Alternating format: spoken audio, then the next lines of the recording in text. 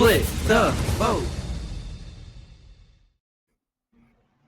All right, welcome back, everyone, to another episode of Split the Vote, the ultimate super fan podcast made by fans for fans, players, all lovers of Survivor, a true Purple Pants podcast powered production.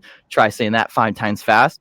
My name is Rob, one of the co-hosts of the pod, and I'm joined by one of the most knowledgeable, savvy, sneaky Survivor players who I'm lucky to call one of my best friends and co-host, Tim. Timmy, my friend, how we feeling today? I'm feeling good. Survivor fan, player for Survivor in the future. Who knows? Hopefully so. Fingers crossed. I'm excited to be here, Rob. As always, love talking about Survivor here. And I just can't wait. I'm, thinking about the episode, like the concept of somebody getting far in the game and rooting for favorites. So I'm excited. And I think we have a special guest too. Oh, yeah. Today on the podcast, we are absolutely thrilled to welcome a very special guest to Split the Vote. Someone who lived their own Survivor journey, which was tragically cut short but unforgettable. You might remember him from season 48, where he made a splash, literally, in the season's chaotic opening challenge. He dove into the game head first, tried to dive, but ended up making a splash that echoed throughout the Survivor community. An extremely sound, socially strategic player. Everyone, let's give a warm welcome to Kevin. Wait, how do I get that intro in everything I do from now on? And also, Rob, when you were like former or Survivor player, I was like, oh, what season was Tim on? I have to like look this up. No, that's so fair. But yeah, Kevin, how are you doing today? Thanks for joining us. Thank you so much. I mean, what a great Split the Vote. The name itself, Split the Vote podcast, is actually really cool, and I'm doing great. I feel like life is crazy, it's fun, but also this episode of Survivor was, in my opinion, probably the best episode of the season so far. So really excited to at least dive in. Also, not just because of the two tribes or whatever, but just overall, I feel like it was good strategic content. I liked it at least. Yeah. That's what's up. Yeah, thank you again for being here. As a friend of the pod, as somebody who who we've always just really liked, and someone who has followed the podcast too. So yeah, I feel like Rob, Kevin, where's a good place to start? I feel like, for example, watching the episode. I watched the episode yesterday in DC, here at the watch party hosted by Ozzy, actually, as part of the Bryson Wynn Present series. And I got a chance to meet Ozzy, spend time with other favorites, friends of the pod, Bianca, Rob, Dave. Bianca. Yes, her Bianca. Yeah. Definitely. She needs her redemption for sure, and a second chance. You too, Kevin. And then I got a chance to meet Alex too. Alex from this season. He was super nice. That's a king right there. So yeah, I really loved it. Rob, where'd you watch it? I watched it. So I'm on fall break from UNC right now. I'm back in New York, so I was able to watch it with my family. Just spend some quality time and everything. I don't get much of it these days, so those moments are super special too. Especially because Survivor definitely brings us together.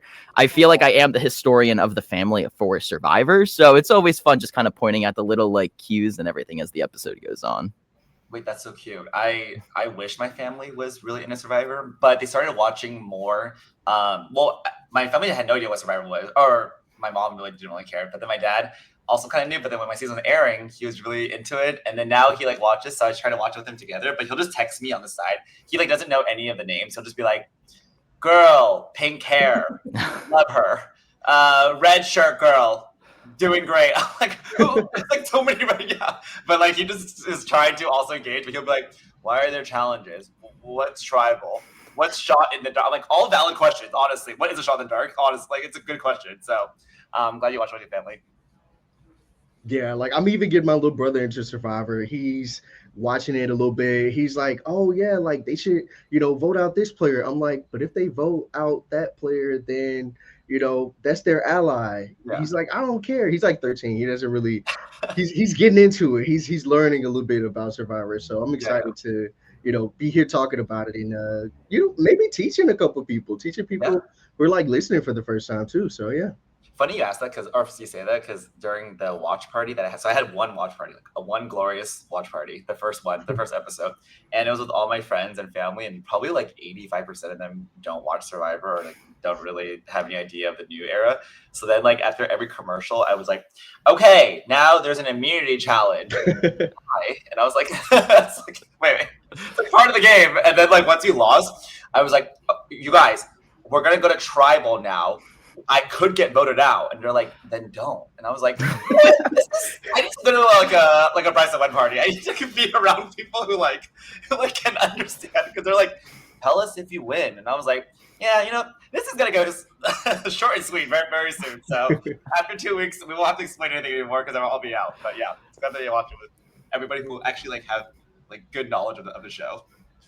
Definitely. Okay, so I gotta ask, like, knowing that this is your first season removed from yours, like, what's the perspective like watching a new season of Survivor, having your own like personal experience watching yourself on TV? Yeah, I think this is so like obviously as the season aired, I've never been on like the season before, so this is like the first time watching it post our season 48, and I feel like it's so much more relieving. Like you don't have to worry about like how they're gonna edit you. You don't have to worry about like what confessional they're gonna be said.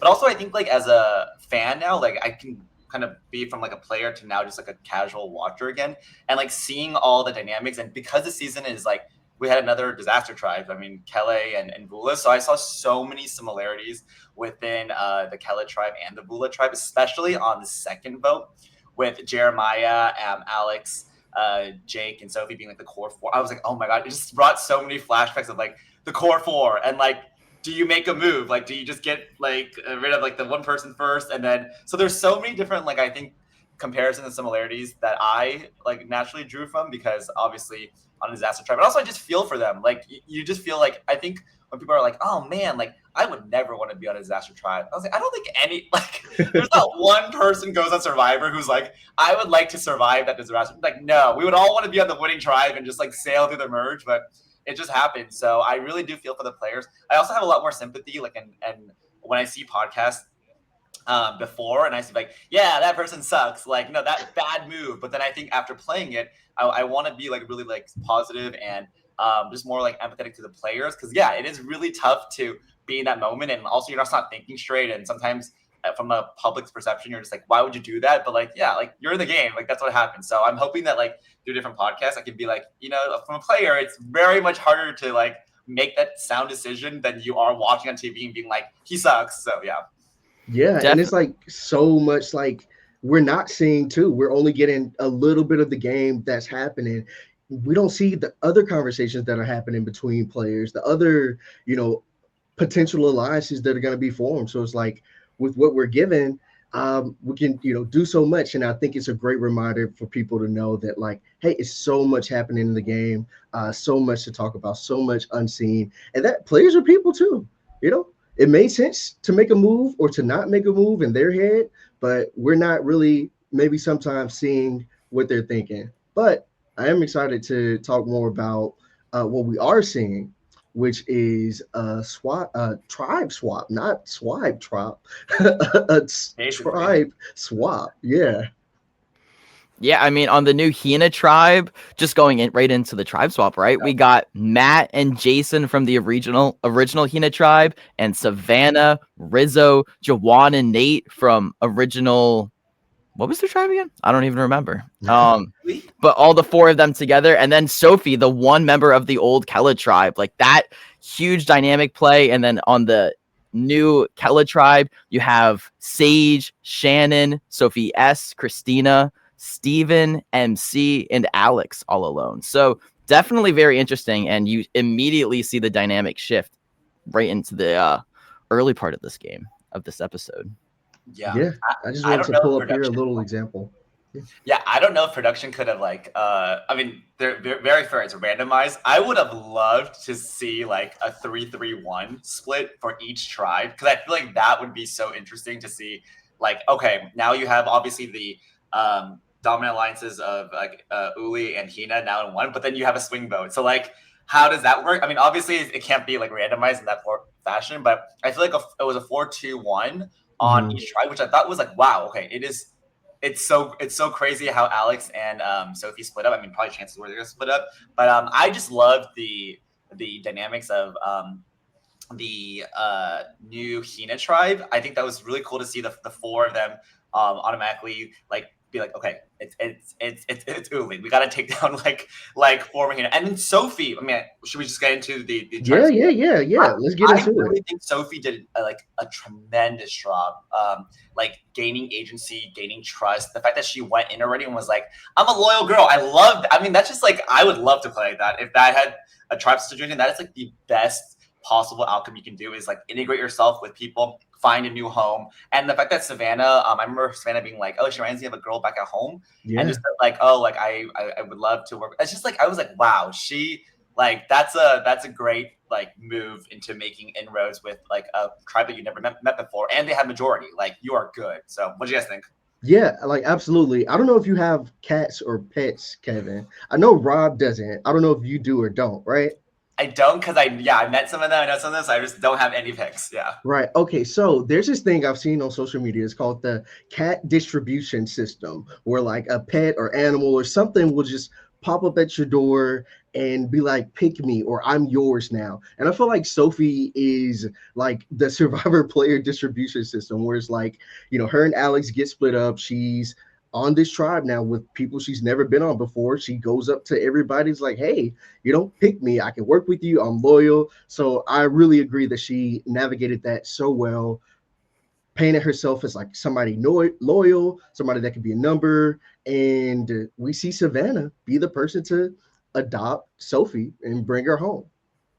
Well, I also don't want you to describe her as like a pick me girl at the same time when you say that, Survivor, you might have to be a pick me sometimes. Well, I think that like no one's played the game like Sophie or Alex to this point. Like they know where they stand, what tools they have at their disposal. They know what's worked to get them alliance members and into a majority. And I think that's what we're seeing Sophie really rely on. She knows how she got into that majority with Alex and Jake and Jeremiah. And that's what we really see coming to fruition early on in this speech, right? Like when she's trying to make those connections with Savannah and everyone else from their old tribe. Yeah, I mean, 2 points that I'm jotted down in my notes on my mental head that she did really well was that. So one, yeah, she was saying how like other tribes haven't they've done anything in the last whatever 7-9 days because Kelly went to tribal so many times, and I actually resonated with that. I was like, wow, like we went to try. I remember there was an episode where like Joe was like, I'm doing a bonfire, and I was like, that's all. Like I would love.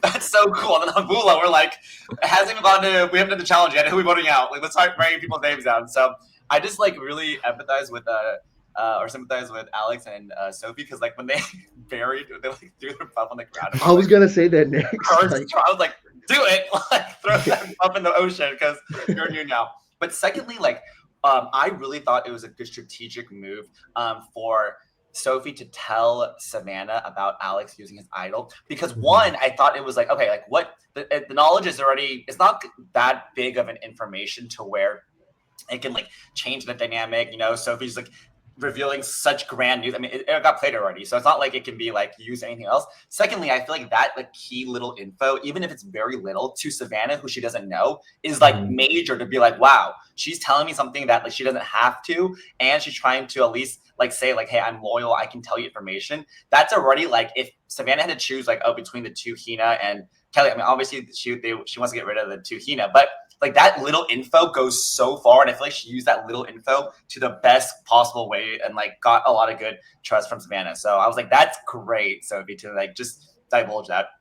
And it starts super spreading throughout the alliance that was in place too, because later in the episode, you have Rizzo, who has the Beware advantage now that they've lost tribal council. Immediately, when they get back to the beach, he confides in Sophie, being like, hey, like, look what I found. So it's that little trust that Sophie's able to cultivate early on in the swap. And it's to her benefit. I mean, even at tribal council, like Jeff refers to them as a 5, not just like a 4 and then +1 in Sophie. Like that carries a lot of weight. And the fact that Sophie was able to do that tremendous. Sophie do be aligning with Savannah. But even interesting on that note, speaking of that tribe, something else I found interesting that I really loved of Savannah's gameplay. Savannah doesn't play when it comes to the game.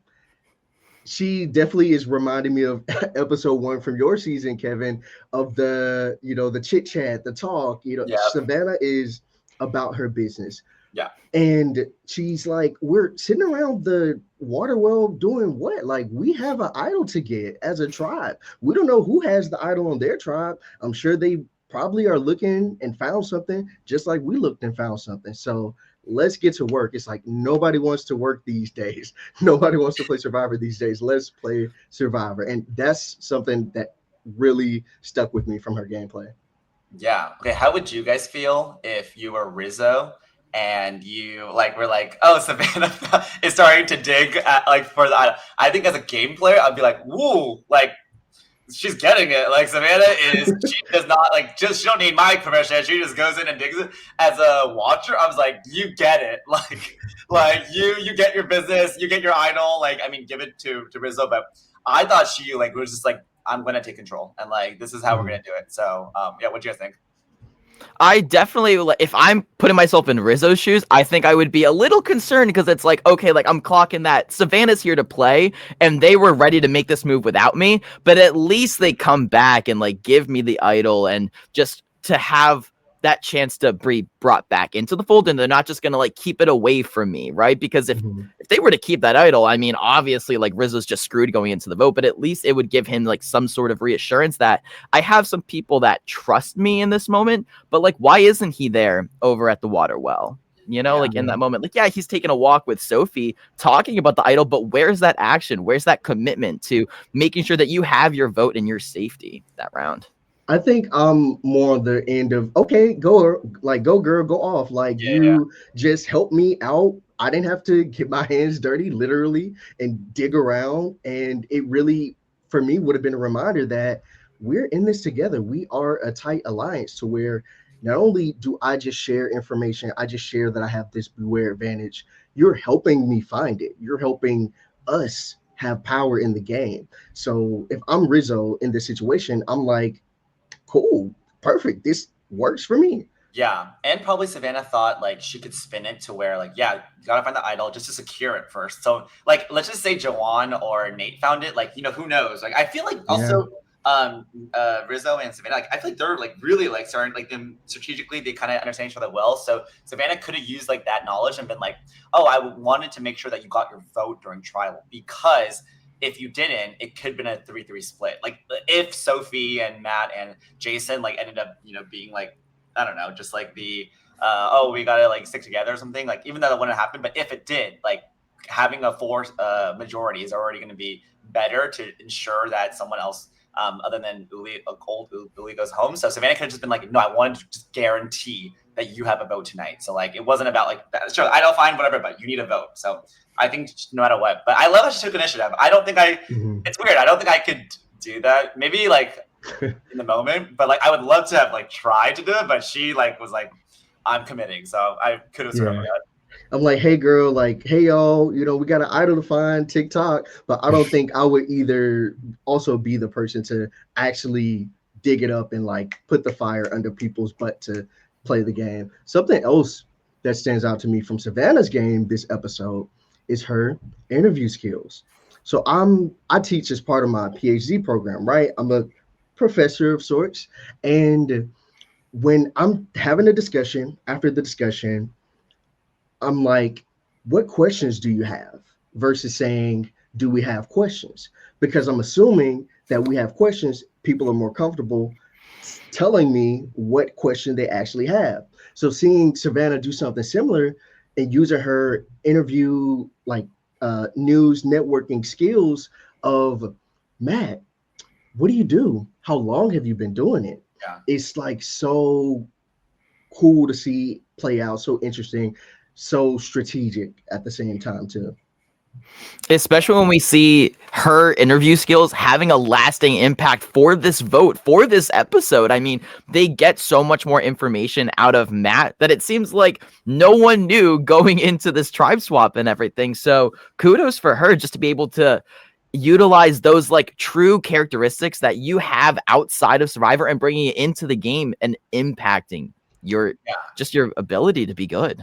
Yeah, I agree with you. I totally agree with you guys. I think even her she thinks she said in a confessional, she was like, "Oh, I'm a naturally curious person," and like I think we all are curious, but hers is curious to like, I'm not just curious, I'm gonna do something about it and like get the information that I need. And also like I think in Survivor, like even like in the first couple votes in the beginning, like you don't have a lot to go off of, so you're just gonna base off of certain things. So if you can use any information and paint that in some sort of light to be like, oh, this person may be XYZ because XYZ. And also, like, I'm a finance manager. So when she was like, finance, I was like, are you that threatening? I was like, where are the spreadsheets? I was like, how are the spreadsheets going to apply to? But, you know, like, it doesn't really matter. Like, anything can be used as information for or against you. So I think, like, her way of saying, like, oh, like Matt, like he's a lot smarter than he like whatever he comes off as in the beginning, or he has a lot more depth than like what he's initially portraying. Like that little like tidbit, even just saying that out loud, it like sticks into people's minds to be like, and then they can like marinate on it. So I think her mind wasn't like, we're voting out Matt right now. Her mindset was telling people like, let's think about like who has more strategic agency going in, who might not be, you know, that forthcoming with information. So I just loved how she just like used that and marinated that info, and then it kind of spread more and more. And as the vote was going, she was like, done. Like, Nate, your name's thrown out. What do you think? Something Matt did versus Jason did that I found super cool, even on that note, is when Jason's like doing the opposite. He's downplaying his strategic threat. He's being super forthcoming. I really feel like, even though I don't know him as well or haven't met him, I feel like that just might be Jason's personality, where he's honest, where he's forthcoming. And in this moment in Survivor, it's helping him a lot more than maybe he even knows, to where a good part of keeping him, if I'm in that situation, is like, sure, he might be Hina strong. He might really love his tribe. He always is referring to them as Hina, Hina, Hina versus the players on that beach. But he's telling us all of this information.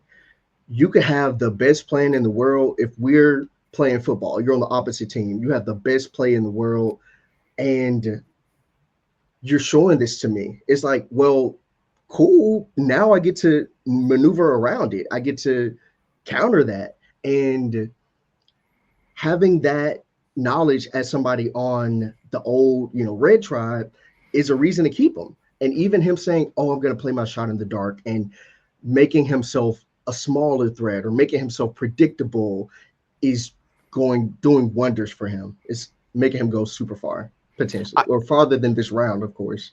I think it's so interesting, though, how, like, you take this situation of Jason divulging that, hey, like, I am old Hina strong, and you take a different group of players, and they take that information as, well, he's never going to work with me. This is the time to vote him out. But you have this group of players now that are like, okay, like, here are some positives, and I can work with it. Now, like, when you compare it to Matt, and Matt's, like, actively throwing out members of their own alliance to each other, it's like, well, duh, like, let's vote out this person instead of Jason. But it's just so interesting how you can take a piece of information in two separate situations in Survivor. There'll be just multiple outcomes, and that's why it's so hard to be like, this is the right thing to do in this moment and this was the wrong thing to do, when it all comes down to the player's perception of how they interpret whatever stimuli is in front of them, like this Jason situation. Yeah, Kevin, if you're in those shoes, are you keeping a Matt? Are you keeping Jason? What are you thinking?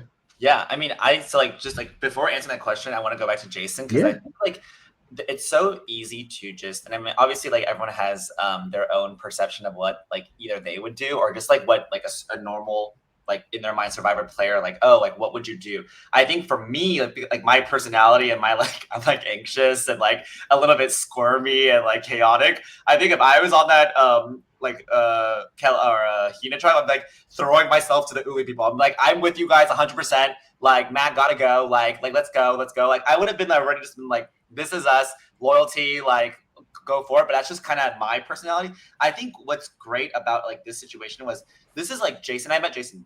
Great. He's like a wonderful guy. He's really, really smart. He's like so kind, but also he's not the one to just like blurt out information for the heck of it. Like when he says stuff, it really is impactful, and like he's funny, he's kind, but he's also just not spewing like comments because he wants a reaction. He's very like methodical with his speaking. I mean, he's so intelligent and smart. So I think that translates to this is how Jason's going to play Survivor. Not like how anyone wants Jason to play. This is Jason's true personality. This is who he is. This is how he's going to play. And I think by like not like giving all the info. I mean, yeah, he said he was, strong. He had like the tribe's like, interest, or he still wanted to at least. Yeah, like you're right, Robin. Like Tim, like that information could be interpreted so differently. Like if you had a tribe that was like, oh, we love that because like we can use all the info that he has, and like maybe if we work with him, he can like he's like the Trojan horse basically to the Keenan tribe and can give us all the information. But then on the other end, depending on who it is, it could be like, and because the Uli people the Uli people wanted to at least weaken some of the Hina tribe. They were just like, oh no, like we can't do that because he will like obviously go back to the Hina. So it's kind of depending on just the outcome of the group. So you're totally right on that. I think Jason just like as throwing his shot in the dark as like an outcome. I was like smart. I was like smart just to like ensure like, hey, I have no vote anyways. And I love how he said, my vote doesn't matter to you guys anyways. I love that because it was like just being like clocking like, hey, I like if it was me, I'd have been like, yes, 100% vote your way. Like, how do we do this? But you just like, look, it doesn't matter. So like you guys have your way. I'm gonna play my shot in the dark. And like if I was old Uli and I heard that, I would not vote for Jason on the fact of like, okay, he could or could not, but like that's as one person, like a more than 0% chance that he doesn't go home versus someone like Matt who was already saying like, oh, I'm gonna vote this way. I'm like, oh great, like we have the votes to be able to vote him out without any repercussions of that. It could come back like if he had an idol or, but so that's what I would do. I would probably in this case. So like Jason's amazing at puzzles. He's like puzzle king, puzzle like genius. And if I was like old Uli, I'd be like, okay, we might need him for the next tribal because we don't want to go. But I might be thinking like 2 steps ahead, and I think that's my problem in Survivor. I think like a good 2 steps ahead. Like it's not the worst thing if they lose again. Like because if you can weaken another Hina member, and then you go into hopefully a mergatory or like a merge, and you have like the majority old Uli as the alliance. So like I feel like in that case, like it could have gone either way. But I think Matt, like just throwing out different names, and also like to Matt's like I the whole Sandra thing, like anybody but me. Let's talk about that too. But it's like in the beginning when you haven't done a tribal yet, I think that's why Sophi was so calm and she was like, I got it. Like it's not like I know what to do. I'm not gonna just start getting anxious and nervous. I've been to 3 tribals. Like I know what the questions they're going to ask. I think Matt going to the first tribal, it is nerve-wracking. Like you don't know what to do. You're in a minority alliance. It's hard to like pick yourself up. But so he was just doing it his way that he thought. But I think throwing out multiple names makes like nervous. Yeah, what do you think? Yeah, it became not a anybody but me. It became a everybody but me. And I think that's where it got a little dicey. Sophi, as you said, she's like, I'm true to this, not new to this. I've been down this road before. Actually, the road is named after me and my tribe. So like I know how to do this. I'm gonna keep it calm. I'm gonna integrate myself, find the numbers, follow the numbers, and just go from there. Matt, again, first tribal council, instead of saying, anybody but me and just playing it similarly, he's actively saying names, actively trying to make moves, actively trying to be in control and be in power, even though the numbers aren't necessarily there. He's trying to make those numbers happen. Like we saw earlier in the season, he was just holding his tongue, not really wanting to be at the forefront, be forceful. And it seemed like that was something that was difficult for him. Maybe as a person, he's just used to, being forthcoming or just taking control or, being at the reins of whatever horse and destination we're going to. And in this situation, he's like trying to grab the reins from like the back tires, and it just again didn't work out in the way that he wanted it to. Like, sure, he has this relationship with Juan, he has his former tribe member with Jason, but where's that relationship with Sophi? And I think that's where it became, at least as a viewer backseat watching, it's like we don't know that Sophie's not with him, or he doesn't know that Sophi's not Yeah. with him. Maybe he heard different. I do think it is pretty embarrassing for Matt that like the Survivor production editing team had to throw in the clips of him like downplaying Sandra's game of anybody but me, and that's like the exact strategy that like he could have potentially used to save himself in that moment. And you know, you can't fault Matt for like doing the move with the information he had and the perception of the game that's going on, but like, man, like you can't really clown on a 2-time winner in this game, right? Like that doesn't seem right. Especially if like that strategy worked not just once, but also on a all-star like heroes versus villains season. Like that's amazing. Yeah, so I agree. Like, yeah, it's hard to. I know like everyone's like, oh Matt, but you know, like I'm under the impression that like, so for me, like when I got voted out, I honestly did not clock in my like mindset that Cedric and Say were so close. Like I really was like, okay, they're cool, but like the guys aligned. Like that to me in my head, I'm like, that's strong. I mean, I think I knew that they were like like getting along with each other, and like obviously Say and such and they're great players too. So I think in my mind, you have the information that you have, and you're just like, okay, if I commit to it, I gotta stick to it. But for me, like I was like, I'm going for one person, and everyone, like that's kind of how it's gonna work versus like the anyone but me strategy. So I think like what we're seeing in like fans and just watchers of the show is like we're seeing all the infos. We're seeing Savannah and Sophi have a conversation. We're seeing like Jawan tell the group like Matt doesn't know that these are all happening. So I think in his mind, he's like, okay, this is probably going to work. So I don't need to like, but I do agree. Like in the moment, you're just scrambling. Like you don't know when you're going to go to tribal because once you lose, like there's no watch. So you're just like seeing the sun go down and you're like, okay, how much time do I have left? How many comments do I have left? So you're just kind of doing it all. Now, like, I think like it's interesting with this tribe swap with the 4-2-1 because if Jason and Matt knew that it was going to be either or, like I think like Jason kind of already knew that it was like it's going to be me or Matt, like it's determined. Whereas I think Matt thought there were some inroads of like me, Sophi, Jason, and possibly Jawan, like kind of like cross lining. I think timing, like this is all said obviously with a lot of sleep and like food and like everything, but like looking back, like, timing is so important. Like obviously, like the best Survivor players, and also everyone's a great Survivor, but the best ones know like how to like when to strike and also like how to strike. So like in this case, like if I could see like 10 years in advance and also like have the best like knowledge possible, it's like okay, if you're Jason or Matt, you know one of you guys are going because like there's just like no way that like they're gonna turn on. Also like to get rid of Sophi and get rid of a 5th Kella member, it's like, to me, like, ultimately, like, there's just no positive in doing that. Like, you keep 6 Hina still and 6, it's just, like, that's not going to work. But I think, like, looking down the road, like, if any of them saw one of the cracks, like, the beginning is, like, try to find a crack in the 4 Uli. And if you notice, maybe it's Jawan, maybe it's Nate, maybe it's, whoever. But if it's, let's just say it's Jawan.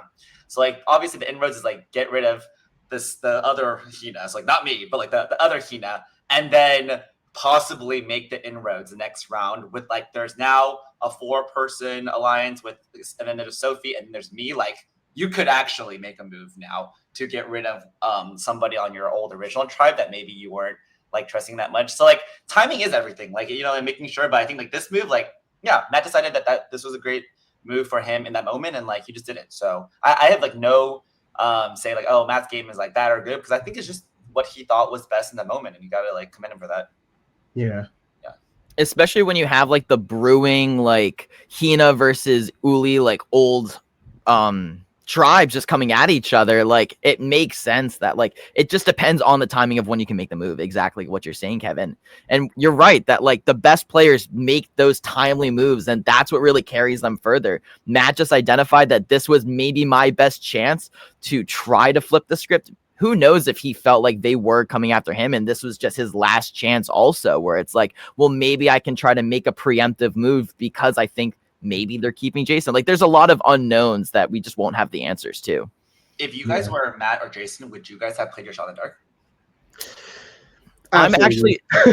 I'm surprised that we didn't see either of them play the shot in the dark. But it also depends on like how much are they kissing my ass right now in this moment? Like, do I feel safe? Do I think that, okay, I guess like when we go to tribal council though, and you see like Nate blurt out the fact that like, hey, it's gonna be one of the two of you. I'm so like in that moment, I think I'm probably playing the shot in the dark when I feel very good that like these 4 people are or 5 people are working together, and it's really just like a microscope on me and Jason if I'm Matt. And it's like I think I'm definitely playing the idol or the shot in the dark in that situation.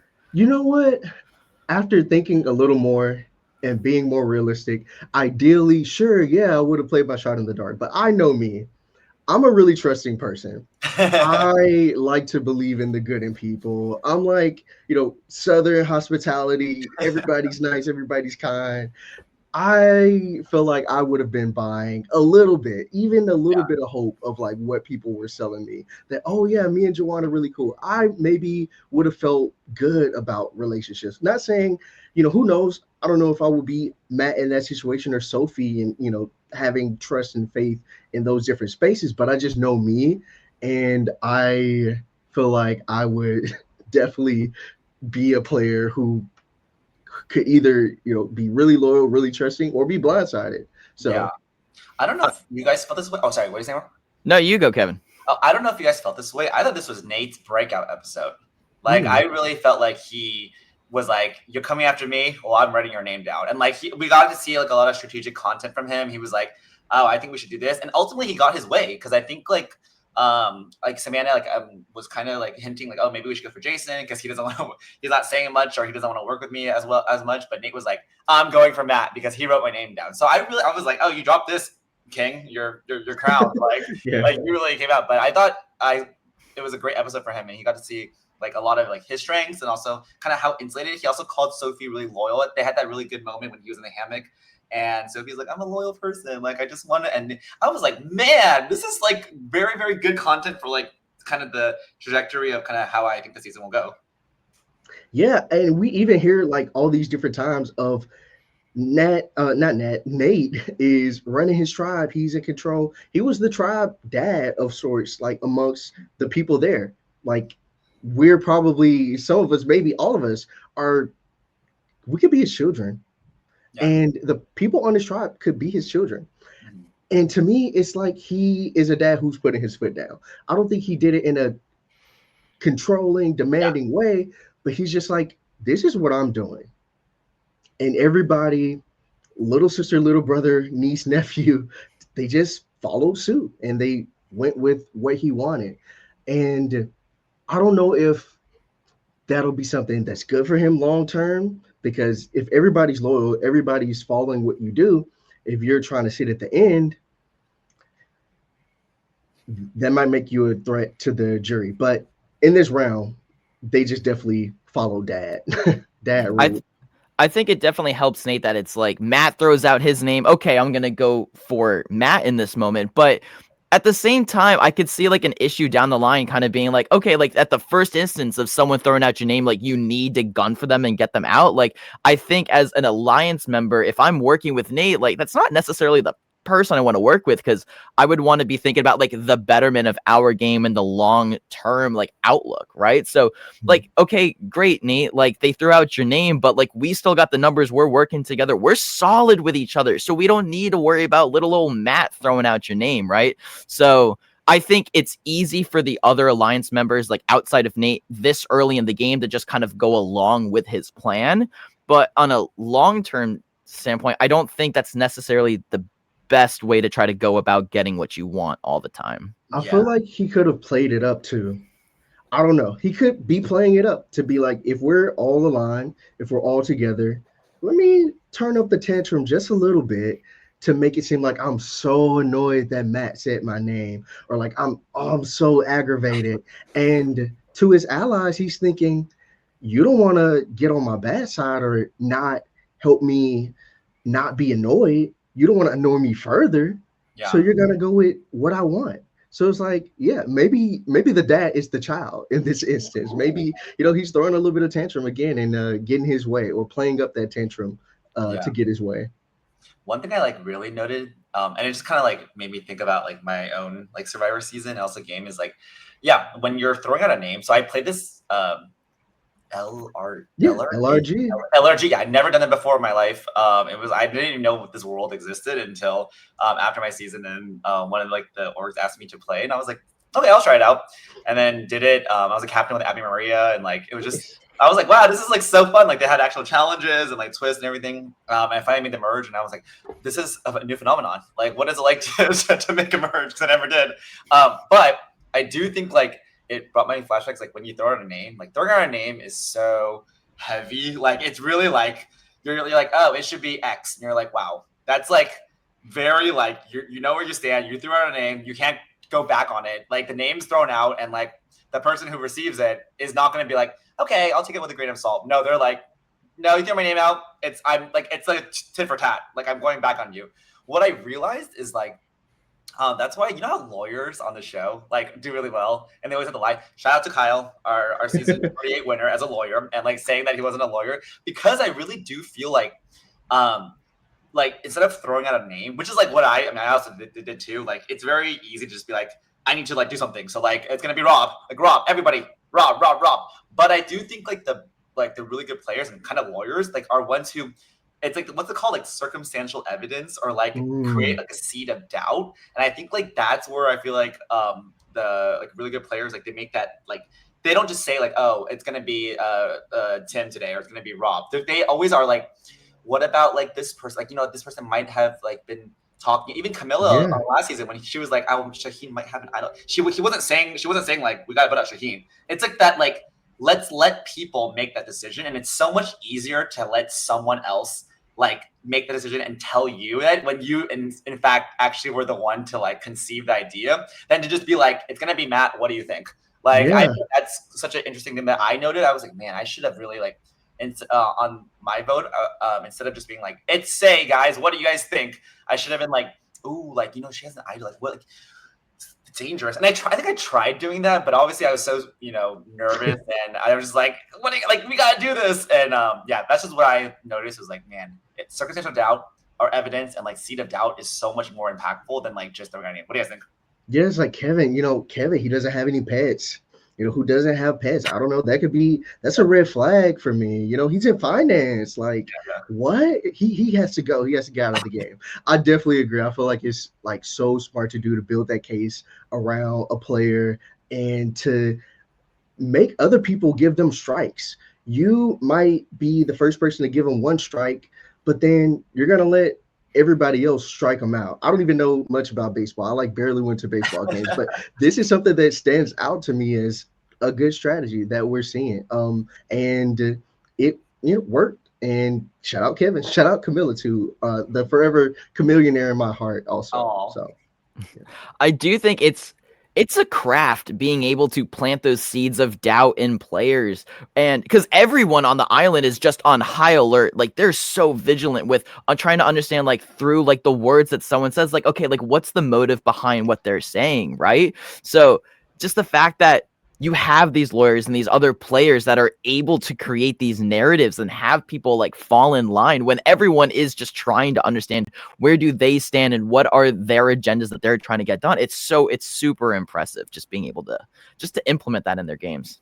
Yeah. Speaking of seeds of doubt, oh yeah, go for it. No. No. You got it. I think I'm curious to see kind of how the next couple episodes go, because like Nate kind of got his way in this tribal, which I'm like, yeah, Nate, go get it. Like, get your way. But to someone, like Savannah or Rizzo or Jawan or in the old Uli tribe who are like, okay, like he's here to, like understand like what his best game is and moves that best further his game. Because I mean, obviously Savannah, I'm not sure if Rizzo wanted Jason too, but I mean, Savannah initially wanted Jason. So I think he also wanted Jason first. Yeah, Jason first. So like I think like that might be kind of like, I don't know how it'll play, but obviously like once it gets smaller and smaller, you kind of have to attack each other. Like that's just the way that the game goes. So like I wonder if that little like tidbit of like, okay, like Nate is such a strong player. Like he really understands like this is like kind of like the strategy that I want to implement.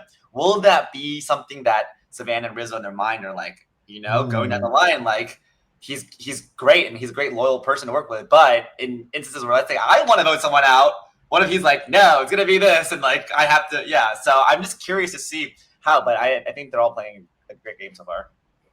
Yeah, it could come back to bite them. Speaking of future episodes, I think talking a little bit about the Keller tribe could give us some thoughts, some predictions about what's going to happen next. We've already been seeing Sage versus Shannon happening in the background on their original Red tribe, and we're kind of seeing it again here. Like my reaction when Sage, after Shannon has her moment of talking about faith and religion, Sage is just like, okay, like let's cut the cameras. Like, here's your Oscar, here's the performance. I don't believe any of it. I think it's all fake. I want you gone out of this game. And I feel like in the future is gonna be between one of them, especially after old Hina just saw Matt go home. Yeah. And they have the numbers on this tribe. So yeah, between the two, I do feel like it could be a bait and switch. I feel like we're being led to believe is going to be Sage. But I feel like it's actually going to be Shannon. Ooh. Maybe so. I don't know. I guess one thing that I noticed, right, like episodes prior was Savannah kind of clocking that, hey, Shannon's here to play. So, and I want to work with Shannon because you have the like-minded individuals trying to strategize and work through the game together. And in this episode, you see Steven, who's part of old Hina, being like, hey, like, I think Shannon's a really good player. And if I'm on the opposite old tribe in that situation, I think that's not necessarily someone I would love to work with because they probably got their connections on the other tribe. So I kind of see it your way too, Tim, where I think if I'm Steven and old Hina, Shannon's probably a player that I would be a little bit more apprehensive to work with if I really do think they're a strong player. So it probably comes down to, what am I getting out of Shannon and Sage in these moments? Are they forthcoming? Do I think they're an ally for me? Are they going to work with players from their old tribe? Knowing that now old Hina is down one member because Matt is voted out, I think that plays a really strong, pardon this, the next vote if they were to go to tribal council. It's like, do I think Sage or do I think Shannon's a number for me? And I I don't know. I don't know why part of me like is just really rooting for Sage to just get out of the moment. Maybe it's just because she is like what they call her, like the ugly ducking or the odd duck. But it's just like, like that's like the kind of like personality and character that I love to watch and root for on Survivor, right? Especially she is like a social worker as well, and clinical mental health counseling. Like that's my field. So like that's like a person that like I have like a shared interest and values with too. So I don't know. I want to see Sage make it through a vote. Yeah, and I feel like we all have our odd duck moments too. I'm like, my odd duck thing. I like peanut butter. I really love peanut butter. I actually went to CVS after I got done teaching. Went to CVS, got like 2 little jars of peanut butter, and I like to eat peanut butter like from the jar because it's like that good. I grew up on like peanut butter jelly sandwiches, so that's my odd duck thing. And in these odd duck moments, I'm also curious if y'all have odd duck things y'all do too, but it's funny how an odd duck thing could make you socially maybe at the bottom on your original tribe, but in this case for Sage could be something that's beneficial to her because she's seen as maybe not a threat, maybe not super tight with her original tribe. So that's more of the reason to keep you. Yeah, I mean, you guys have also shout out to peanut butter. I mean, Yeah, yes, I love peanut like, butter. Creamy for sure, Skippy. Yeah. But No crunchy. no crunchy. That's not peanut butter. Anyways, it's interesting. Like you guys brought up really good points. I feel like you guys like really analyzed the Sage and Shannon sort of like and it's great because like that's what I thought when I saw the 4-2-1 split is like, okay, the two on the minority are gonna get to work on like telling everybody else why they should be the one as the sole like minority person surviving. I think that's exactly how they're playing it right now. They didn't go to tribal. They're like, well, I need to start working these people and like showing why I'm a better fit for like them or their game or why I'm a less of a threat. So like I just appreciate Shannon and Sage thinking about that because I think that's like exactly how I would love to play that way. In the beginning, I thought like, if you don't go to tribal, it's like, okay, let it marinate. Like let's like Sage is already clocking like, oh, maybe something is like a little bit, I don't know what word she used, like performative or something, but she was just like, oh, it's different from like, what you're going extra now because you want to appease. She could use that information. She could use it however she likes. So I also like wanted to do a quick shout out for Sage. Like, so Shannon, like, yeah, I think Shannon's an amazing player. She's really like socially is really getting inroads with the Hina tribe. Although Steven did say, certain things like, oh wow, she's a shark in a guru's body or something like that. Like, Yeah. But shout out to say, because I really do respect and admire Sage's ability to not just be, oh, I'm gonna just smile and cheer. Like, she's like, I express things on my face because that's how I feel, and I think it's really refreshing to actually have a player who be like, it's a social game. We have to lie to see, but I can't do that all the time. I am a person who knows and self-aware that I can't just ham it up for the cameras. If I'm mad, I'll be mad. If I want to talk about blackheads, I'll talk about blackheads. This is sort of who I am, and I'm just gonna own that. I think that's actually a really powerful, not just Survivor, but just life. When I saw that, I was like, you kind of inspired me to be more I am who I am. And I might be an odd duckling, but that's just me. And I was like, that's really really nice. And in terms of gameplay, how that might work out is if I was old Hina and I saw these two, I'm like, okay, first of all, if Matt goes home, one of them needs to go. Secondly, first, who's a lesser threat? Mm-hmm. I think socially, it seems like Shannon's a lot more I'm here to make connections and I'm going to connect with anybody however way possible. And so that's already, I'm like, okay, Shannon socially. Secondly, I would consider, okay, who is closer to the old Hina tribe?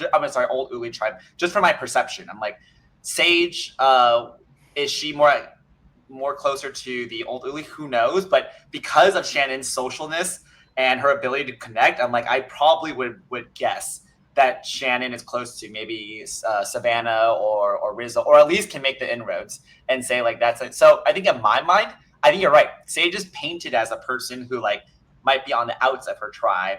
But from an old Hina perspective, this is the reason why tribe swaps are so interesting, because you don't get these scenarios until it happens. And it just so happens that Shannon and Sage, the two that were the most who knows who's gonna be, are on the minority, and if they do lose, what's gonna happen. But yeah, I also agree with you guys that I do not know how it's gonna play out. I hope, I wish everyone the best, but from a edit perspective, I think they're trying to make it seem like Sage is, on the outs. But I also agree with you guys. I think they might see it as a way, especially because Steven's confessional. That really was okay, if you have one person, and Steven's close to Christina, and so and close to MC, so you got it. If one person's Shannon, then everyone's gonna do Shannon. So yeah. And something you said I want to echo is the odd duck movement. I'm so pro odd duck movement. You know how ducks all get in line and follow the mother duck or the parent duck. More people should be odd ducks. Do your odd duck thing. So I want to just echo that for real life too. But I think what's going to be an interesting conflict is that Shannon is close to Christina. Steven wants to keep Sage. And it's we're gonna see how that plays out. As much as I'm a Christina stan, that's mother, literally, she's a favorite of mine. I feel I don't know if she's gonna get her way with this upcoming vote. She's gonna feel so strongly emotionally connected to Shannon, but I think that's gonna make Shannon that much more of a threat to make her Hina allies, or Christina's Hina allies, want to get out Shannon even more because of that connection. I think it'll be also interesting to see where Alex's story really molds within this tribe, because he's kind of taken a back seat where it's I'll let whoever needs me kind of come to me. He's not playing like Sophi, where I'm just going to go attach myself to the majority alliance. So depending on how everyone else kind of internalizes their role within this tribe, Alex is going to be needed at some point, unless old Hina's just we can't decide, let's just vote out Alex because that's an easy name that we everyone on this beach can agree on. But Alex is a player. He knows how to play this game. He's gonna get some information, and he'll probably make a pretty good move just based off of his judgment and the information that he has too. So I'm ready to see who comes to Alex with whatever gift, right? That he's here's some information. This is what I need in this game, so that he can try to find his place too. Yeah, my prediction would be that Alex, give him his margarita. I think he loves margarita or something. He's just sipping on coconut water right now, just letting stuff happen. But if he notices that it's gonna be Shannon or Sage, and they're actively, I don't know, is Shannon actively going for Sage right now? I don't seem like it. Right? Yeah, I don't Maybe think not. so. Yeah, I don't think we've seen that. Yeah. I know in the Next Time on Survivor, the preview, I think there was Mm-hmm. something about like, let's go Sage, and then Sage was like, I'm a wolf, baby, I'm ready. Love that line. Yeah. I didn't use that line in the future. But I do think like if I was Alex and I had to like predict what's going on, I think Alex would probably just be like, sit back, listen to everything. Old Hina's gonna make the decision anyways. Cause like they don't. Mm-hmm. It's kind of like Jason said, you don't need my vote to make the decision, but he needs to make a vote that will best align like the future. And my guess is that he will make an alignment with Hina and like just listen to whatever. Like he's not gonna be like, I want someone out, because there's no need for him to give any opinion on who he wants out, because he doesn't care. He's like, you guys will decide anyways. I would be like, whatever you guys want, let me decide, and then let me see who's running the Hina tribe. If Steven's like, it's gonna be that, and Christina's like, okay, I'll go with you. I'm like, oh, okay, like Steven is really leading the charge here, or like, oh, MC is like good with Steven. So like, I think that's what I would do, is observe like the dynamic and be like, okay, if Steven's leading the tribe, then I'm gonna be like BFFs with Steven, or Christina is leading it, I'm gonna be with Christina. Like that's kind of how I would see it. And I think I predict one of them probably, like Shannon or Sage, and I'm excited to see like, you know, what would happen. But also like on your odd duck comment, I think it's really cool. Like I really, yeah, well, I don't know who. I think we're all odd ducks. I think everyone is like, yeah. You still have to tell us your odd duck thing. I'm not letting you and Rob go. Okay, so weird. No, actually, no, it's not weird. I think it's normal. So when I shower, I only shower for 10 minutes maximum. And the only reason I know it's 10 minutes maximum is because I watched, you know, the show Recess? Yeah. Like the old show Recess? And I used to do this. Like from the 90s. Yeah, from the 90s. Yeah. So like I loved Recess is my favorite show growing up. I used to watch it like on the TV where like the turning knobs. So I love that show so much. I love TJ Detweiler. He was like my favorite character. Like just like I related to him a lot. So then I still watch it to this day. I watch 10 minutes, like a YouTube episode of Recess, like a playlist. And I just watch it, and in the 10 minutes, like I know exactly where in the episode what I should be doing. So like shampooing, like body wash, like cleaning, like it's just like in the episode I'm like, okay, teacher's talking to Spinelli. That's when I should be like, and it's like I only shower for 10 minutes every time, because I know exactly like when the episode ends, I'm done. So like I remember I told my college friends, and they were like, "You're a freak." Like that's like that's kind of weird. And I was like, nah, it's kind of who I am. So but shout out to Mary, like Mary and Stephanie on my Vula tribe, because I really do feel like their personalities, like I learned a lot from them in the last like couple months of just being around them, because like they're who they are. Like they don't try to strive. I mean, also everyone on Vula, like Say, Cedric, Dustin, like everyone. But I got really close to Mary and Stephanie, and I just really admire like how they are who they are. They know exactly. They're very self-aware of who they are. They are not afraid to be like, yeah, Mary like conventionally reminds me of all my like friends back at home, but she's just so expressive and so like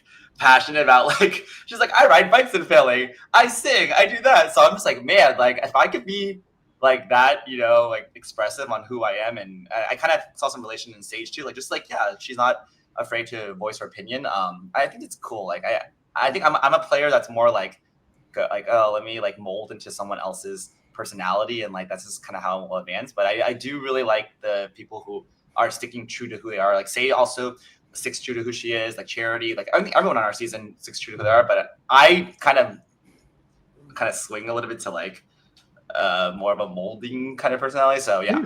I just admire them. Rob?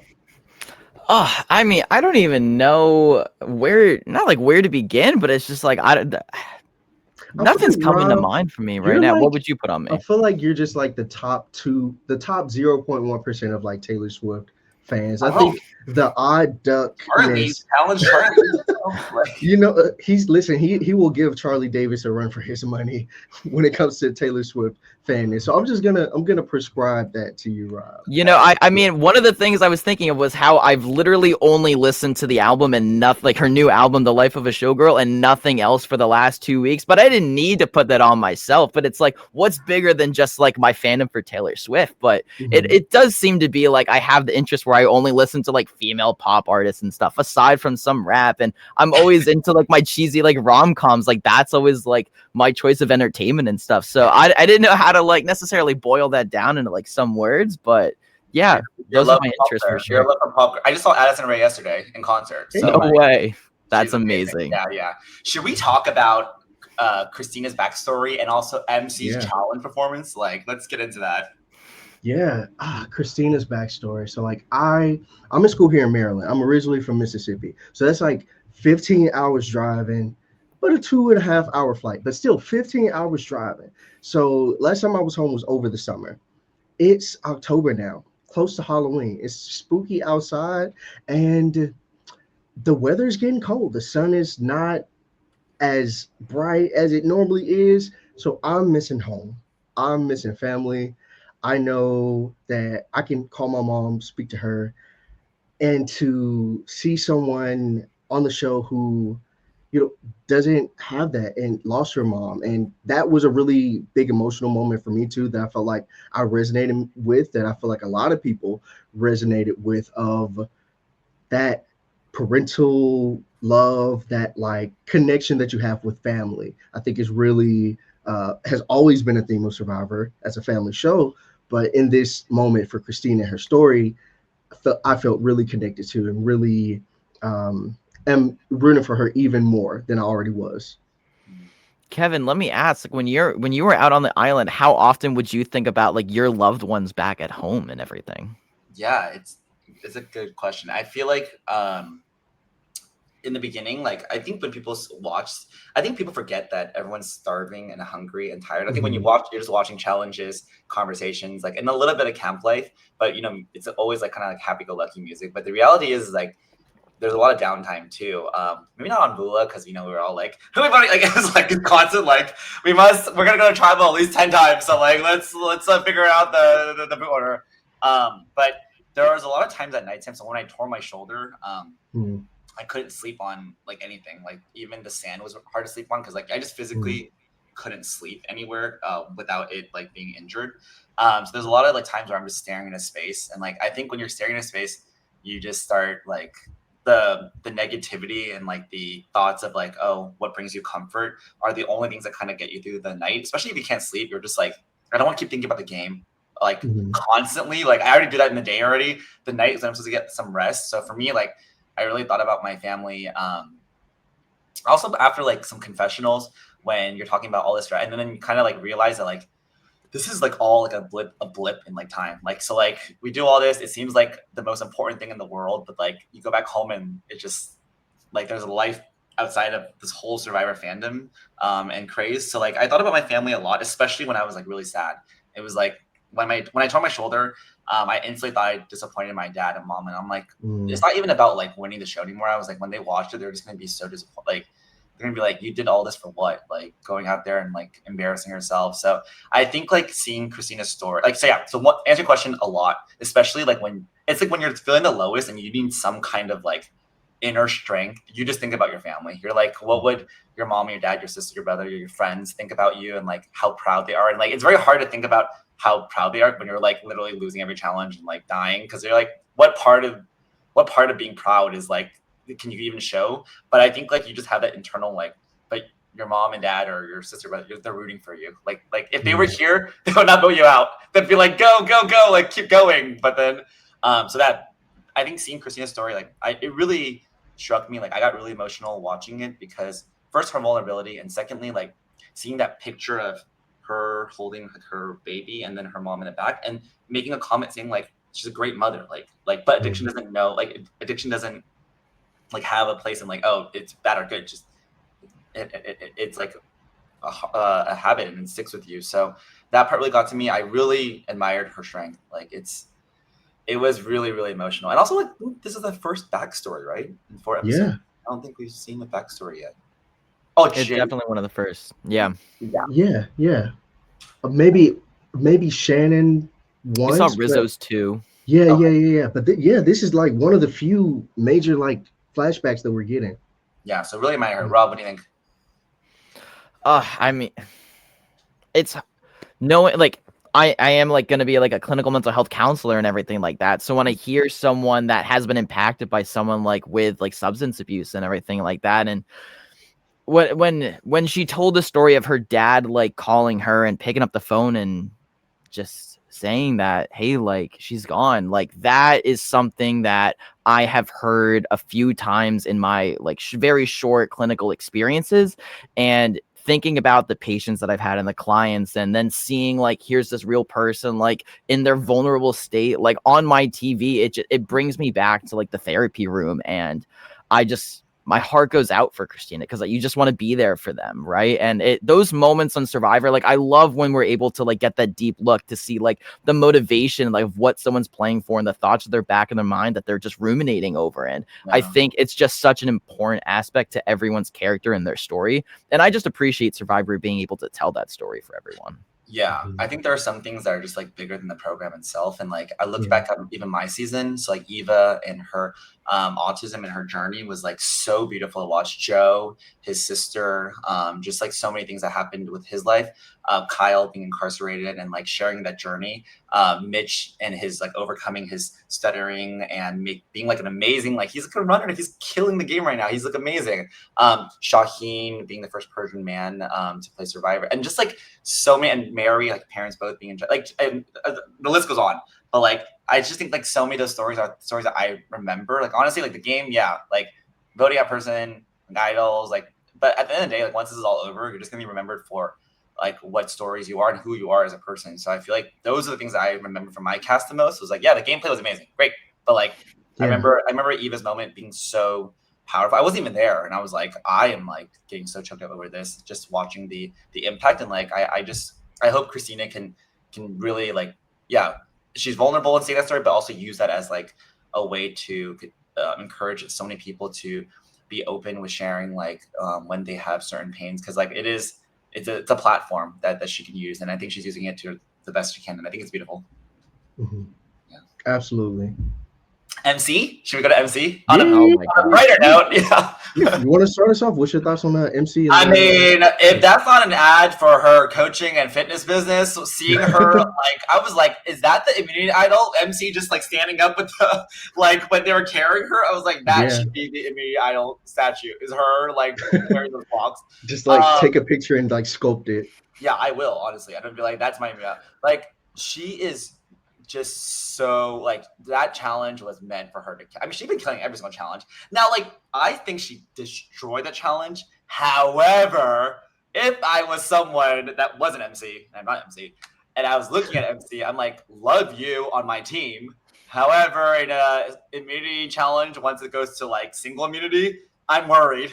Like I'm worried that you're such a beast that you're gonna dominate every single challenge going forward. So like. I think for the team, like she really like that was her episode, her breakout episode for sure. But I'm curious to see like how she either downplays her physical like strength and ability, because like she needs to somehow like make it seem like she's not amazing, but she obviously is just like a beast in competitions. Yeah, like me and Rob, I always joke about this. Like I'm a short king, so like seeing the way MC was just like like hoisted up and like putting the puzzle pieces together, and even with dragging the boat and everything like that, like that's a lot of physicality, that's a lot of like physical prowess. So I already was impressed from first episode with jumping off and hitting the bell. I want to say a bell, hitting the bell. So it's like Jason, it's like, oh, y'all two, we gotta do something about that in the future. If I'm a player, that's what I'm thinking. No, I couldn't agree more. I mean, like I said before, you bring in like those like physical attributes, those characteristics that are like detrimental to your personality and everything and who you are. And obviously MC is just going to be a beast at these immunity challenges. And when we've looked at like the last few seasons, how a lot of the challenges at the early part of the merge and even deeper into it, like they're dominated by these like physical players. Like MC has to be on your radar. And what's really interesting for me, like thinking about how she's going to approach the game, is she's not a player that really has been around Survivor too long coming into the season. So I'm really curious to see how she would navigate herself as like a potential physical threat in this game. Yeah, I agree. Especially because like, I mean, first of all, like give it to MC and Jason being alternates and really being like, okay, I'm here. And let me like, and being the puzzle king and the like the challenge queen, challenge queen and the puzzle king, like making the best out of like your situation and being like, well, it doesn't matter, I'm a player now, like alternate to a player, but now I'm equal, and let me show you what I got. So like they really did make it the best situation that can be. Now, like I totally agree with you that like going in. I think MC can do it. Like, I think MC and Jason, well, we'll see who goes to tribal, because, like, I don't think MC is going home on the next tribal. Jason, like, who knows, like, how it doesn't look like, unless he can change it and, like, redirect it towards Joanne. Like, I'm not sure exactly, like, how it's gonna work. But I think with MC, like, she has at least one tribal that she can we can see, like, you know, who she's gonna be really working with, like, where people view her on, like, the Hina, like, hierarchy. But I do want to make one comment about Steven really quick, because like Steven is in my opinion, like, a great position. Like, he's not perceived as someone who's a challenge beast. He's not a puzzle king. But he's, like, in a majority alliance. There's other people ahead of him that people would target because of certain, like, things that they already proved, like MC challenge beast, or Jason puzzle king, or even, like, on like Uli. Like, there's other people that they can, you know. Steven, to me, I'm like, wow, he's golden retriever energy, like, great to be around, like, helpful. And also, like, in the challenges, he's not, like, moving everyone out of the way. I mean, like, I can do all this. He's, like, kind of like in the middle. And I think being in the middle of pack from a, like, 14 to top 8 is, like, that's kind of how you want to do it, because when you all merge into one, you're just knocking out either big threats or people that are not in your alliance. So, like, to him, I feel like he's in a great position to go at least make a deep run, because I don't see right now in the, like, pecking order, like, who would be like, Steven's gotta go, because I haven't heard any of that yet. I think one of the best positions to be in is to be in that number 2 spot, where you're not the person in the limelight. You have alliance relationships everywhere, and no one's no one's looking at you, but there's other priorities, right? So when you get to that point in the merge and in the tribe swaps, his name's not going to be floated out there, because that's a person that, like, you need to, like, almost rely on. If you're able to set yourself up as not someone's number 1 but number 2, you still are a detriment, like, not a detriment to the game, but you're pivotal, right? They, like, players need you, and I think Steven is definitely setting himself up to be that number 2 player for a lot of players. I gotta add on to that, Rob, and go a different way. Make me number 3. I'm already used to the number 3. Like, I'm Timmy the third, technically, right? So I'm like, sure, you can have a number 1. You can work with people. You could be the big threat. You could be adjacent. Number 2, you could be an MC, somebody who's also killing in the challenges, who has a beware advantage that might become an idol. Make me number 3. Get rid of them 2 first, and while you're busy trying to get rid of them 2, I'm going to get rid of you. So I think that Steven is in a great spot. Yeah. I also will say, like, I don't think MC and Jason, when they first came on, they were going to be like, I'm going to be a challenger. I think you just get in a situation and you're just like, I'm going to win. Like, we're all competitors.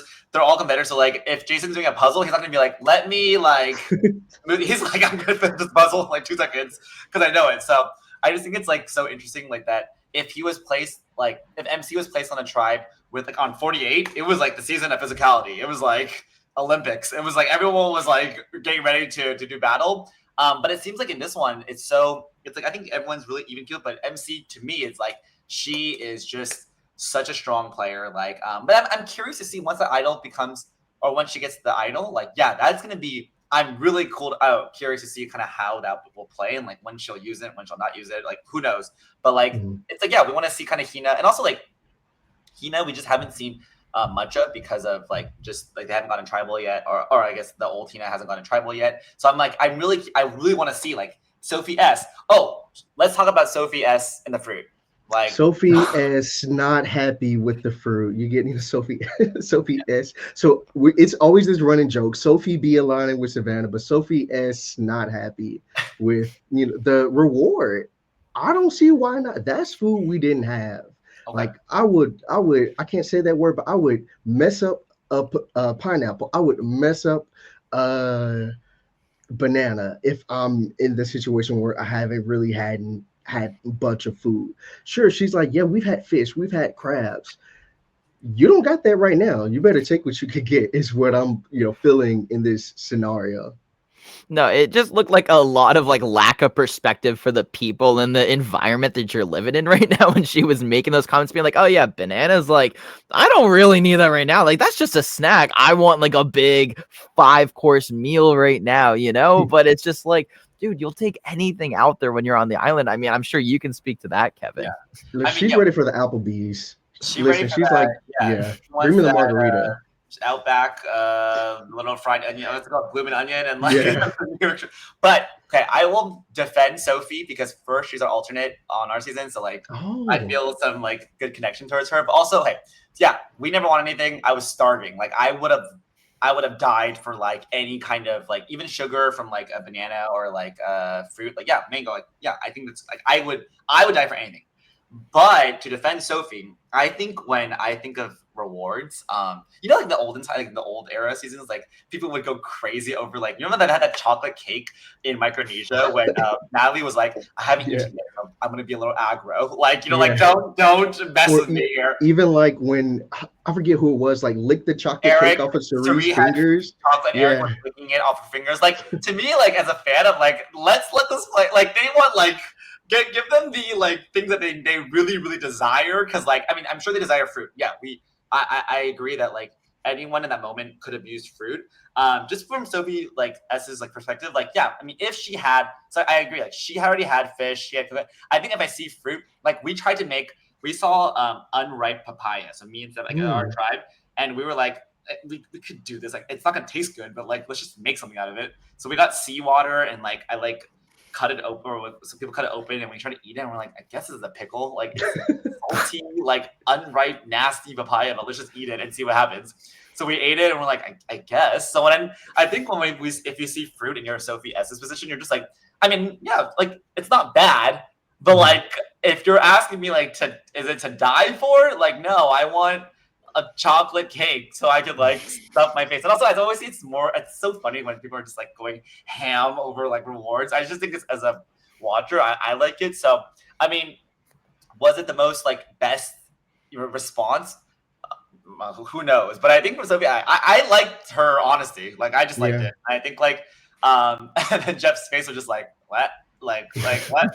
But she never said it was bad. She never said it was like I hate this and I don't want it. She just said like it's diet food. Like she never said it was like terrible. So Sure. Yeah.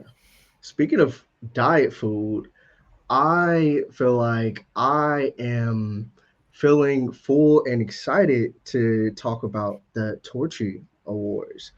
But if there's anything else we want to bring up before we get into the Torchies, cool. I think we covered everybody.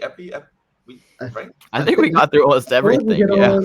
Yeah, I feel like we talked about like everybody in some capacity. I'm sure. Yeah, I don't think we missed anyone. Oh, Riz got getting the idol. Yes, Rizzo getting the idol, finding it in rock or in like the little water part. That ball and chain, by the way. I was gonna say that. I'm like comparing the two. It's like if it continues in that order, it's like, oh, you have to have a ball and chain and like make all this noise. Might as well have a megaphone and a speaker walking around versus walk in this puddle of water and the idol will find you. I'm expecting MC's idol to just like one day she just opens her bag and it's like the Beware Advantage is suddenly an idol now. Like she's walk just to like, you walk to the beach, like go to tribal council. You just like, it's just like there. No Adam where it's like on the podium, but so it was definitely compared to that a little easier, but shout out to him for getting it. I think he's going to use it with his tribe and his teammates or tribe mates in alliance. But shout out to him for actually being the person in possession. Kevin, going into the season, I know I had my thoughts of what Rizgod would be as a player on the island. So how has that maybe stayed consistent for you or maybe changed about your perspective of Rizzo as we get deeper into the season? Yeah, he's definitely like, he's not like a shy, quiet. He's not going to just like be like, oh, like I'm really grateful. He's like, I did it. Like, and like I think like the RIZGOD. I just love how he said it so fast. Like he really committed to the bit. He was like, I'm gonna say it 100 times fast. I'm first I like him as a person. I met him and he's really nice. He's a really nice guy, really sweet. And also like I think him in the game, like there's aspects of the game where I feel like when you're really, really feeling it and there's like, I wouldn't want to say you get like over yourself, but you're just so excited that like it just overcomes sort of like your emotion. Like when I won the challenge against Kyle on the first one, Kyle helped me. Shout out to him. Thank you very much. Also, speaking about easier challenges, when I watched 47's premiere and how they had like their Ernie Supplies was like looking at pictures, I was like, what? I was like, ours was like we had to like, it was a gladiator. I was like, why are we cutting down this tree and like, like dig? I was like, ours was so much harder, but no, but anyways, it was good. I am really curious to see like how. So now that it's a public idol within the old Uli tribe, when I don't think Rizzo's using the idol anytime soon. So like, I think the idol will stick with him for a while. But if Nate, Jawan, like if anybody or Shannon, like or Sage, like if they all come back together again, and everybody on the old Uli tribe knows that he has at least a beware advantage, possibly idol now that they're with the tribal. Like, could that information be used? Like, if someone's gonna go home and be like, wait, he hasn't. Like, how will that be played? Because they can't just all six be kumbaya and be like, let's use this public. It's like, no. Once you go to merge, everyone's free for all. So, like, what are you gonna do? So, I don't think he's using the idol soon. MC, if she gets an idol, like, I almost think that if she gets her idol, she'll use it at the merge. Like the first challenge she loses, she's using it because like she's gonna do the same. I think that idol is hers. I think Rizzo's idol is in part the Uli idol, but MC, that's her idol. She's like me first. So yeah, I agree there. I agree too. I think it'll be interesting too because Sophi knows about Rizzo's idols, and she's in self-preservation mode. So I could see her if she somehow gets disconnected from that big Uli tribe, like she's gonna use that information to her advantage. Like she's a player and she's aggressive in this game. Yeah. Yeah. Well, it's time to go to the Torchy Awards. What are the Torchy Awards, you might be asking? Every episode, me, Rob, and if we have a guest like the awesome, amazing Kevin we have here, we give each individually give a player our Torchy Award. It could be for a player we just really love that episode, a player who we think played the best game strategically. Maybe they're just a challenge beast in this episode, but for whatever criteria it is, we give out a Torchy Award. We're actually going to start off with our special guest, Kevin. Okay, so I can only give one, right? Only one. You can only give one. You could nominate some people, tell us who you're thinking between. I think my top three are going to be Sophie B. And to me, it was like she really integrated, like socially wise, she was never in trouble going. And I think playing a tribe swap that way, like the way that she did, is just masterful. Like the way that she was able to integrate herself, get alliances, get majority already, and really she was just like, and the whole Hina. It was like, oh my god, she's giving confessional, she's giving like she's serving base, like she just giving a lot of things that I feel like she did really well that episode. So that's one. And then MC just being the challenge beast, like I really was like, dang, that is like in my mind. I was like, I'm gonna do that on Survivor, and I was on Survivor. And I was like, I did not do that. Like that did not happen for me. Like she goes in and that went for her challenge performance. And then my third one would be Nate. I think Nate like got to really see his strategy, and also he got his way at Tribal today. I'm also like, it's not saying that like Savannah and Rizzo and everyone else didn't get their way either, but it's just like Nate really like was very adamant on kind of what he wanted, and I'm very proud of him for being like, this is kind of what I wanted. So if I had to choose, and like you guys will choose too, right? Yes, we're choosing too. We're choosing too. No worries. Okay.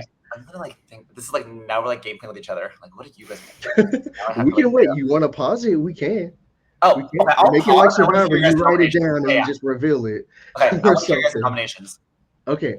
So for me, the people who I'm nominating, I also say Sophie B as my first nomination. Sophie B also want to echo, integrated herself really well, especially after coming from a tribe of two. She used information to her benefit to really get closer with a group of people who she, again, hadn't known before. My second nomination is actually Jason. I think Jason played it really well as well. Right. From a bottom, like of the quote unquote bottom of that tribe perspective, coming from the tribe without the numbers, being a player who's a puzzle king, as we've said, also bluffing about his shot in the dark and just being upfront and honest, I think really helped him get farther in this round in the game. Third, I want to say, in my opinion, Savannah. I think Savannah and Sophie's alliance worked to Savannah's benefit. Savannah uh, sneakily got out information from Matt to help inform her tribe. She also was like, y'all, I don't got time for dancing. I don't got time for yapping, Yeah. talking. We got to get this idol. And she helped secure the idol for her tribe. Maybe a little quicker than it maybe would have happened eventually, but Right. that was something that pushed the needle for me. So those are my nominations. Rob? Okay. All right. I think I have mainly 2 nominations for my Torchy Award this week. And one of them is Sophie B as well, just because of her dominant just performance of integrating herself into the alliance, the majority alliance, like you guys touched on. And my second person is Savannah as well. I think she has it like a best of both worlds where she has the majority alliance. She knows where the idol is and doesn't necessarily have that target on her back. And I think it's to her benefit too. And I don't know. I think there's long-term longevity for her in this game. So those are my 2 nominations for this week. Okay, Savannah was my other one too, but I was like, you guys are gonna pick Savannah, so like I gotta go with like. I mean, I think she definitely deserved the nomination. I'm glad you guys nominated her, but I also agree with everything you said with Savannah. Yeah, and also Rizzo too. Like, there's so many like. I wish you could nominate like half the cast. Yeah, no, like, Right. it was a great episode for a lot of people. Now, this is a tough one. This really is a tough one. We're finally seeing a tribe go to tribal that's not Kella. No shade to Kella. No shade to Kella at all. But, like, it makes it more competitive for the Torchy for sure. So BB's like, I stand corrected. Like, Sophie B's like, I'm still at tribal. You're right. This is tough. Okay, I'm torn, but my final decision, the Tim Torchy Award for this episode, I think I have to give it to Savannah. I just really think she had a mix of a lot of good things happening for her, and I think it worked out well for her. I think for my Torchy Award this week, I feel like I'm just being a dead horse, but I'm gonna go Sophie B. I think she played a masterful game this episode. I think that's the 3rd time she's got my Torchy Award in just like 4 episodes, which is ridiculous. But yeah, I gotta go Sophie B. Gotta praise where when praise is due. Gosh. Okay, wait. So like, I can't vote for Sophie B or Savannah, right? I just No, you can pick anyone. Yeah, You can. echo it if you want. Yeah, yeah. Okay, but I want to give my only Torchy Award to like not someone that won't get it, but like like someone that's like okay. So for the record, I do agree. Savannah, and Sophie like deserve the Torchy Award this week, like for sure, masterful gameplay. But like as like a like person who wants to give an award to someone who like has their moment, like I'll just give it to Nate. Like I just think like I don't really see a lot in the first couple episodes. I see more of Savannah and Sophie, and like I just think they're gonna get so many awards in the future. Like they're just gonna get so many Torchy Awards. Yeah. All lines. Like I want to give my sole Torchy Award this week just to Nate because I think like he really did like got to see like Sophie as a loyal alliance member, got to influence the vote with Savannah and Rizzo, and like really was like I love during tribal. Also, as a quick tidbit in tribal, it's very nerve-wracking because Jeb asks you questions. I fumble, like it's hard to fumble. Like I mean, it's easy to fumble through all your answers because like you're trying to think live in the moment, but you're also trying not to say that much because like you don't want to reveal too much information. So like to me, it's like how do you best like it's very hard. You can't predict it. You just kind of go with it. And Jeff asking questions are just like out of the blue. You're like, whoa, I did not expect that to happen. But for Nate, when he was like, but you threw my name out, like what? I was like, whoa, good.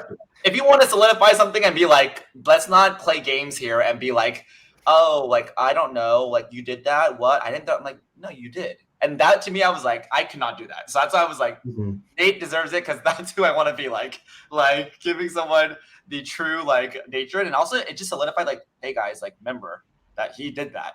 He was not just like not saying anybody. He did say a name and it was me and probably you and everybody else. So yeah.